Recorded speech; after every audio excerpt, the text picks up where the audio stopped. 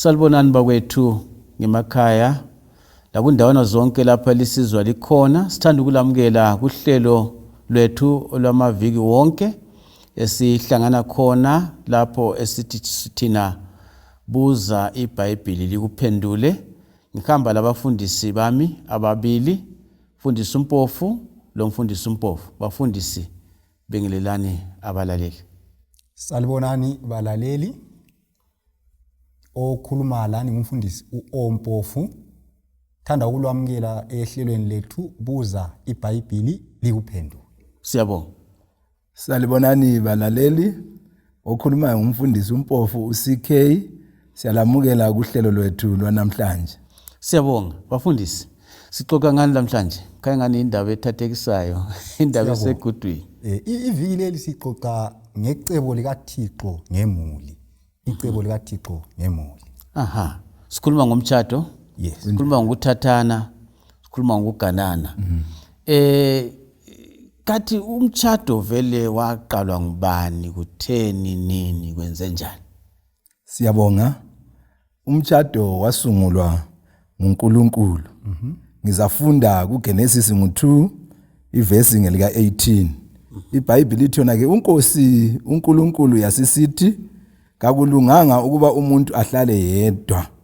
Ngizakumenzela onjengaye ukuba amsize.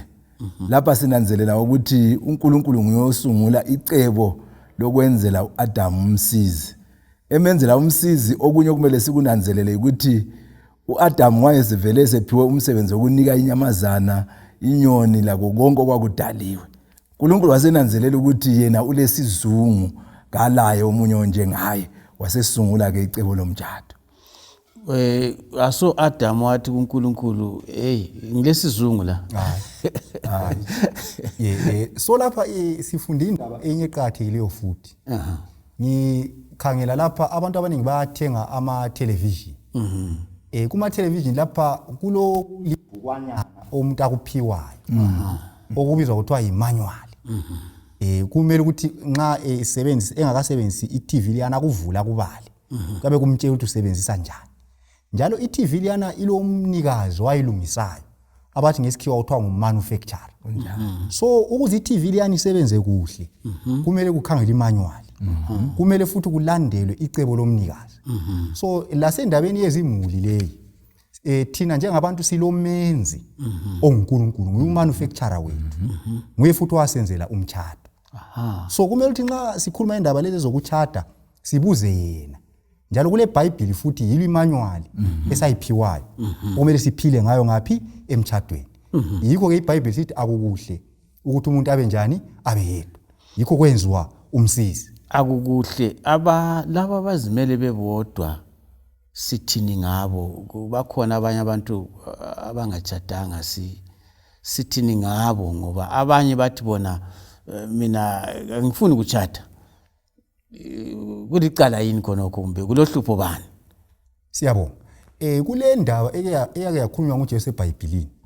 uJesu athi kuleba lesikhiwa ngesindebele kuthiwa abathenwa. Then esikhiweni kuthiwa abantu abangama eunuchs, elinye ibale lisebenzayo kuthiwa yicelibacy. Ibale lesikhiwa. Bakhona abanye abantu abathi hayi mina ngiphiwe ukuthi ngingathathi kumbe ngingendi. Kodwa ngama statistics nje ngokwembala abantu abalesipho esinjalo ngathi balutshwana. So kuqhathekile ukuthi kunanzele ukuthi singabi yilabana abathi balaso isipho kodwa bentshontsha okomtshado thina singatshadanga. Number 1. Then bese kusiba labanye mhlawumbe ngenxa yemumo ethile abagcina besiba sindle. Ayisikuthi abanjalo kumbe bazalahlwa nguNkulunkulu kumbe njani. Ngoba engcenye abanye babe ngakafika esigabeni sokuthi bende kumbe bachade, engcenye mhlawumbe abanye babezamile okomtshado kwehlula. So uNkulunkulu abantu abanjalo labo kabalahli. Kodwa icebo lakhe ukuthi lapho kuvuma khona izinto zonke zimi kuhle, kufanele ukuthi abantu banjani bachade. Bafundisi ngakubeka ngesilungu kuthi ukuthi isoftware yokuchata uNkulunkulu ifakile emntwini. Yes. Lapha mfundisi uthi bakhona abangala isoftware yokuthi bachate, abangezwa abezwa kungatsho. Yikho ngisithi abanjalo balutshwana. Abaningi isoftware leyo silayo. ngoba silayo kulento eyenzakalayo nxa umuntu wesilisa ebona owesifazane lo wesifazane ebona owesilisa yikho okuyi software umfundisi ngaleyo akhuluma ngakho so lapho kufuna unanzelelo sibili ngoba abanye bathi mina angilayo ahlala athi angilayo kodwa kugcina sokuzwakala lokho kuthena kanti mhawu wamanzi kodwa ubonakala ihahabela inkomishi yokukhamanzi kunjalo uPaul uyafakaza futhi ngabanjalo uthena ke kwabaseKorinte bakuqala ngo7 ivesi ngelika 7 bengingathanda ukuba abantu bonke babe njengami kodwa ilo lalo ulesiphiwo sakhe esivela kuNkulunkulu so ngamanye amazwi abalesiphiwo soneso bakhona but bayingcosana njengoba ke uPaul efakaza abanye futhi ngabafelakazi abanjalo kabalahlupho abanye ngabathenwa njengabo Daniel ngoba benziwa ngomumo kodwa ke ubuhle bakhona ukuthi abanjengabo Daniel sibathola bengela ngitsho laqala akasozuzwe ukuthi uDaniel wake wahahabela lapha lalaphana umsulwa kuze kusukusele uqaliseni kuze kufike emaphethelweni ya benzinza ukuthi sikwenze kuye sobala ukuthi umhawu lwanokhona uNkulunkulu awufaka ngabomo kodwa ukuthi kumele ugcwaliswe emtshadweni kunjalo kulabantu abathi bona mina ansondoda ansomfazi kumbe abanye uyabe ngowesifazana athi mina kodwa ngaphandle ngubaba ngaphakathi ngubaba kodwa ngaphandle ngingumama kodwa ngaphakathi ngubaba kumbe the other way around iBhayibheli iyakhuluma ngakho futhi njengoba ngithile ukuthi kumele sibuyele kumanual la kumnikazi wethu umanufacturer uNkulunkulu kuGenesis chapter 1 verse 26 lo 27 iBhayibheli uNkulunkulu okhulumayo la esithi asenze umuntu ngomfanekiso wethu asifuze abuse phezulu kwezinyoni zemkhathini laphezulu kwenhlanzi zolwandle laphezulu kwezinyamazana ezisemhlabeni ngithanda kakhulu ukugcizelela uverse 27 ithi uNkulunkulu wamenza umuntu ngomfanekiso wakhe owesilisa lo wesifazana so ubulili lapha kuyacaciswa eBhayibhelini ubuvela kuNkulunkulu uNkulunkulu wadala umuntu wesilisa lo wesifazana akula osesente hayi isenza umuntu ngowesilisa kumbe ngowesifazana singakuchasisa futhi le science layo iyakuvuma okuthiwa igenetics kulezi zinto ezibizwa kuthiwa ngama chromosomes nxa kuzalwa abantwana lapha ukuthi umntwana uba ngowesilisa kumbe ngowesifazana kulama chromosomes umuntu ongumama ulama chromosomes abathi bona ngoX ababili XX ubaba uba lama chromosomes amabili okuthiwa ngoXY so nxa kuzalwa umntwana lapha kungaba labo umama iqanda lakhe lilo X labo X bodwa so umama iqanda lakhe lingakhipha ichromosome lo X inhlanyelo kababa ikhuphe ichromosome lo X bese kusiba ngoXX ukuthi umntwana ozalwayo uyaba ngowesifazana uyaba inkazana nxa kungabo X abanjani ababili iqanda lika mama lingakhupha uX elika baba likhuphe uY kube ngoXY ukuthi umntwana ozalwayo ngowesilisa ngumfana so yindlela abantu abenziwe ngayo so ekuchadeni ke lapha ukuchada umuntu wesilisa lo wesifazana akuvumi ukuthi abesilisa bachade bodwa abesifazana bachade bodwa kuyabe sokuphikisana lecebo likaNkulunkulu onge wadala umchado ekuqaliseni one Adam one Eve indaba emnandi indaba yabo X labo XY indaba emnandi engxenye kuyadinga ukuthi sibuyelele kwelilanga ukuthi sikhangele ngoba kuyenzakala ukuthi umfana ijaha athi ngakibo ngekhaya badala nzabe lo malukazana babone buyehohobisa indoda lemhlathe eqine njengaye sithi ngumalukazana bamangale ukuthi ngumalukazana hayi ke asiyitshiyeni khona lapho okwakhathesi abantu abachadileyo bona kukhangelela ukuthi baphathane njani emtchadweni iBhayibheli lithini ngabantu abachadileyo siyabonga mfundisi ngizafunda eBhayibhelini encwadini yabaseEfesu 5 verse ngelika 21 ithi yona ke zehliseleni ngaphansi omunye komunye ngenxa yokuhlonipha uKristu so abantu abachadileyo emtchadweni kumele babe lokuhloniphana babe lokuzehlisa omunye komunye omunye angazafuna ukuthi yena akufunayo kuphela kube yiko kwenziwayo ngoba umnikazi wasungula umtchado onguye owaqalisa lindaba uyasitshela ukuthi kumele sizehlise omunye komunye. Kusitsho ukuthi sinakakelane njengoba kuhlangana abantu ababili abaselamazinyo agcwele emhlathini. So ngaphandle kokuzehlisa omunye komunye kunzima ukuthi ungamtshintsha umuntu esemdala. Kodwa iBhayibheli bese lisiqondisa ukuthi sizehlise omunye komunye. Siyabonga mfundisi. Ngifuna sikhangele lapha ekhuluma khona izigaba ezimbili ekhuluma khona ngokuthi umama azehlise ubaba amthande. Ke siqoqeni ngakho khona ukuthi kutshoni. Ngabona ula eduzane mfundisi. Ngila eduzane lapha. Ithini? Ithi yona kwaba seEfeso 5 verse ngelika 28 nelika 29. Ithi ngokunjalo amadoda afanele ukuthanda omkawo njengemizimba yawo. Othanda umkakhe uyazithanda yena. Ngoba kakho wake wazonda umzimba wakhe. Kodwa ke uyawondla awuphathe kuhle njengalokhu uKristu esenza kulo ibandla. Ngizanika ke umzekeliso la wokuthanda lokuzinikela lokuondla. Indaba le yenzakala sayibala emaphephandaba, sayifunda lasemsakazweni. Umama othile wavuka ekuseni elungiselela ukuyawatsha. Ubaba wasesithi mama ngiza kuphelekezela. Umama wabhabhula umntwana, ubaba wathwala impahla baye emfuleni. Ufika wakhelela umama amanzi, umfakele edwaleni, yena wathatha imbazo yakhe wayebazehleze edwaleni lapha. Phakathi emanzini kwakulengwenya. Ingwenya isibona umama olibeleyo ozowatshelayo yathi ukudla sengikutholile. Yafika yachaya umama wawela emanzini. Xa ehlaba umkhosi ubaba ukhangela lapho kade kulomama khona athola ngasambona. Kagijimanga uyadinga amanye amadoda. Wagijimela lapho ube kulomkakhe. Xa efika uyabona amanzi ayabhoda wahle wabakwazi ukuthi uthethwe ingwenya. Walandela emanzini. Wafika walwisana lengwenya leyana. Iyamlwisa la uyayilwisa ekucineni uyakhulula umkakhe. Xa esemkhululileke la uphume elimele nomkakhe uphume elimele kodwa ke ekucineni wamkhulula umkakhe. Yikho kumele sikwenze njengamadoda. Yikho ukuthanda lokho.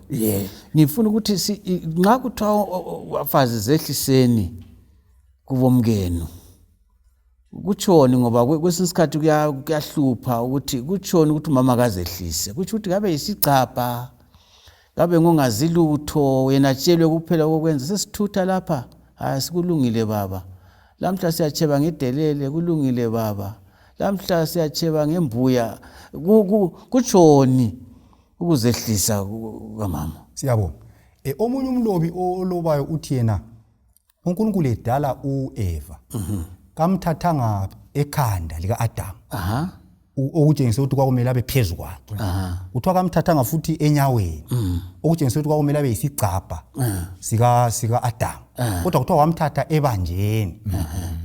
Phakathi komzimba. Eceleni kwakhe la. Eceleni kwakhe kusitsho ukuthi ngabantu abalinganayo. Okokuqala uNkulunkulu nxa ekhangela abantu bonke ubaba lo mama bayalingana. Mele sikunanzelele. Kodwa ke imilando yabo ngekhaya ama roles ayachiyana. UBhayibheli lithi ubaba yinhloko. Kusitsho ukuthi ngumthungameli. Nxa ubaba ethungamele lapha ufana lo muntu lwana ohlabela isikwaya. Yabona umuntu ohlabela isikwaya. Umuntu ohlabela isikwaya uhlabela lekwaya. Bahlabela ndawonye. But ikwaya ngihlabelisa. Yena uyabehlabelisa ehlabela lekwaya. But ikwaya ingahlabela futhi ngela mhlabelisi kuyaba le ingqabangqoza. So kumele kube lo leader oyabe ethungamela. Abantu bonke bemlalela. Antu ayibona indaba. So ngekhaya lapho ubaba yinhloko unguleader. Antu yabona omunye umuntu engathi mina ngiyakwazi ukuhlabela uChoriste City so isandla yena achaye siyali ingoma iphume. So kumele sikunanzele konke. So ngekhaya ubaba ngumthungameli. Umama kumele azehlise. Kutshengisela ukuthi umama kumele alalele akuthi ukuthi kacabanga. Hayi akuthi ukuthi isigqili esingacabangiyo. So kuqhathekile ukuthi sikunanzele konke. So umama kumele avume ukuthunganyelwa ngubaba, athobele intando kaBaba. Hathi ukuthi uyenza lokho ukuthi uyadonswa ngamakhala elandela engafaki imibono yakhe. Abanye bathi bona kulabo baba sibili la uzibonela ukuthi lapha vela umuntu wenkosi uphelele umphako kacabangi umama nguyenza izinto zonke phela umama like anti yakhumbula ukuthi kudala ubaba wayehamba ezingela ayidinga izithelo ayesela izithelo zeganga alethe ngekhaya umama kathesi la uyabuya phela lezi zithelo la uyabona uyabhadala indleko zabantwana esikolo uyabhadala indleko zokuhlala endlini la engxenye ubaba uphonga uba umuntu wenkosi nje umuntu wenkosi lempukane kanesi ukuzithazi yamhlala kaze umama athi hayi mina phela ngizazehlisa njani ubaba nje ubaba la kumele ukuthi ukuhlonitshwa lokho akuthole ngoba engubaba babayo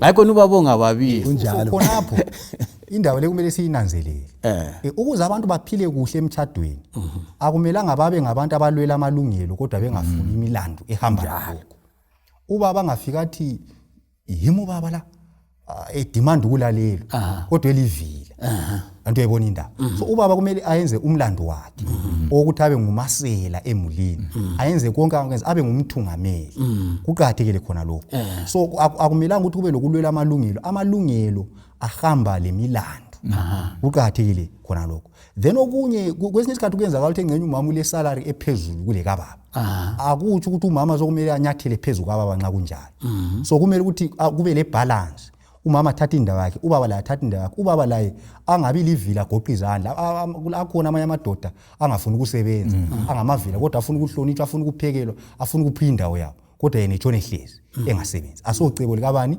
likaNkulunkulu lona lelo kumele athungamele ephambili yes manje nxa kuyikuthi khona ubaba kasuye ophethe imuli mama sethwele imuli ubaba ngaphi khonapho right kunjalo sibili mfundisi iqiniso elisegcekeni ukuthi obaba kumele senze ingxenye yethu nomlando wethu kumele siwenze kodwa ke hantsho kusemtchadweni lapha kuhlangene abantu ababili abazoncedisana lo ngumsizi so ubaba lapha yabe silela khona ke umama ukhona ukuthi amsize ukwenza ukuthi imuli iphile iqhubekele phambili ngani ngoba emtchadweni vele kakubuyelwe emuva njengoba kwathathwa ubambo olulodwa ungavele uthi uyabuyela emuva ususiya ngoba yena lo wena wazikhethela wamkhombe njalo so ke kuhle ukuthi lapho asilela khona ubaba umama amsize kodwa amnike indawo yakhe amnike inhlonipho lapho isilela khona amncedise kule ndaba futhi exoxwayo emvuni kuyinika umzekeliso khona omunye ubaba wayejayele ukuthi nxa ekhuluma uyangezelela izinto so wasengezelela ke ngaleli langa abantwana bekhona wangezelela ke abantwana bekhona umntwana wezwakala esithi babevelele eMpumalanga wathi bamunonyepha umama wezwakala esithi thula wena baba abanyephi ngamanye amazwi wayesithi ubaba kaphosisi wena mntwana okhuluma kubi kodwa sebebodwa ngale endlini athi hayi baba sekazibani lawo ukuthi uyafaka kakhulu nganxa kulabantwana ungafaki kakhulu isawudo kunjalo so umama ohlakaniphileyo uyambumba umkakhe amsekele ukwenzela ukuthi ubaba abe ngubaba ebantwini angamyangisi ebantwini angamyangisi lapha abafundisi lithi ukuthi lo baba lwano khanya nje ngumuntu wenkosi umkakhe kumele azehlise ngizwa nditsho njalo kunjalo abanye baba labo balele kakhulu manje bangalali labo ubaba labo sicela ukuthi bangalali asipromote buvila lapha lokugoqa izandla umuntu lo muntu kathatha indawo kabani yakhe usetshenzwe ngoba ubaba kumelanga ahambe evesini esedimanda ukuhlonitshwa kodwa nxa ivesi sithi kaye emsebenzini angasayibali angaqini lapho kusupporta khona yena kumele athathe ivesi yonke abe sesenza umsebenzi ukuze la abe akwenze kube lula ukuthi omunye umuntu ahlonipheke maningi bafundisi kodwa ukuthi sigoqe kuhle mina ngifuna ukwazi ukuthi kuyahamba kuhle kodwa umama ngaba nguyole sikhwama esikhulu kulesikababa akungcono yini ukuthi ubaba abe lesikhwama esiqumbileyo ukuthi umama abe nguye akinti bathi bona ngesilungu loyo phela olemali nguye ichuni yakhe ekhalayo wazi wathi ukukhala isicathulo sikabani la akakungcono yini kangitsho ukuthi kuzahlala kunjani kodwa akungcono yini ukuthi ubaba abe nguye ngoba nguye phela wathi umela ginqa angiyalahleka hayi awulahleki mfundisi le Bhayibheli yakutsho kodwa ke engikuthandayo ukuthi laba bobabili abaseyibo babili sebeyinyamanye kusitsho ukuthi umama ngazabe lesikwama esiphezulu usebenza ndawonye lomkakhe bandawonye bayinyamanye bayancedisana ukusisela imuli ukondla imuli ukuthi ikhule kuhle so khona kumele ukuthi ngoba imisebenzi kulezi insuku amanye ama-companies vele akhuthaza ukuthi omama baphiwe imisebenzi so kube sokusenzakala ukuthi ubaba athola umsebenzi omnika iholo eliphansi ngakusathi ukuthi umama sokumele abe phezulu kababa kodwa kuba nzinyanyana ngithi kunjani bona ngathi siyakhuthaza ukuthi obaba kathungameli ubaba kathwala imuli angagoqi izandla kabe lecebo nxa ingcebo yakhe inlutshwana kazama amanye amacebo kunjani madoda thandani omkenu njengoKristu wathanda ibandla bafazi zehliseni ngaphansi kwabomkenu singathini ngamafitshane singakutshila abalaleli singathi thina umama ozehlisa kumkakhe njengoSara 1 Peter 3 verse 1 to 4 uthiwa uSara wayesithi uAbraham nxa embiza athi inkosi umama ozehlisa kumkakhe umkakhe azabe inkosi yena umama wakhona uba ngunkosikazi so nxa ekhulisa umkakhe uzikhulisa yena kodwa umama oyeyisa umkakhe laye unjani uyazeyisa lo baba othanda umkakhe uyazithanda yena ngoba into njalo iBhayibheli ubaba othanda umkakhe uyazithanda yena uyazinakekela yena so kuba mnandi ngekhaya ubaba angavuka nsuku zonke athi kuyini okuhle engingakwenzela umkami ubaba ngathi ngifuna ukuyenzelwa lokho ngavuka ethi kuyini okuhle engingakwenzela umkami umama la yavuka athi kuyini okuhle engingakwenzela umkami bonke umuntu lapha ngikhaya angaphilela ukunika uthando aphilela ukunika omunye kuyaba kuhle kuba mnandi ngekhaya vele ubaba angenza umlando wakhe amthanda umama kuba automatically kumama kubuya kodwa ukuthi umama azehlise ngoba ubaba oyenza konke ngikhaya akwenze ngendlela umama ahle yenze konke okufanele akwenze so amadoda kasithatheni indawo zethu siyabonga abafundisi balaleli liyayizwa indaba ingoma ithi kuhle endaweni zonke ngothando ekhaya akube lothando emulini obaba sithande omkethu kulula ubana bazehlise umuzi ube lizulu elincane kube lentokozo kube lokukholisa ngekhaya labantwana labo mangoyi thole bechelesile ngoba kulothando ekhaya ngilethemba lokubana siza kuphathiseka ezimulini lapho esikhona ngalolu hlelo lwalamhlanje ngithanda ukubana ndinikeze inombolo zethu nxa lifuna ukusithinta ku WhatsApp 0718 44196 0718 4 196 nge WhatsApp leyo nxa ufuna ukuchayela ucingo ku cellphone number ithi yona 078 620 4000 078 620 4000 Siyabonga inkosi ilibusise imbuzo yenu liletheni uzo nezinamba nxa kukhona elifuna ukuzwa okwedlula lokho lethani kuzo nezinamba eliziphiweyo inkosi ibe nani inkosi ilibusise inkosi ligcine siyabonga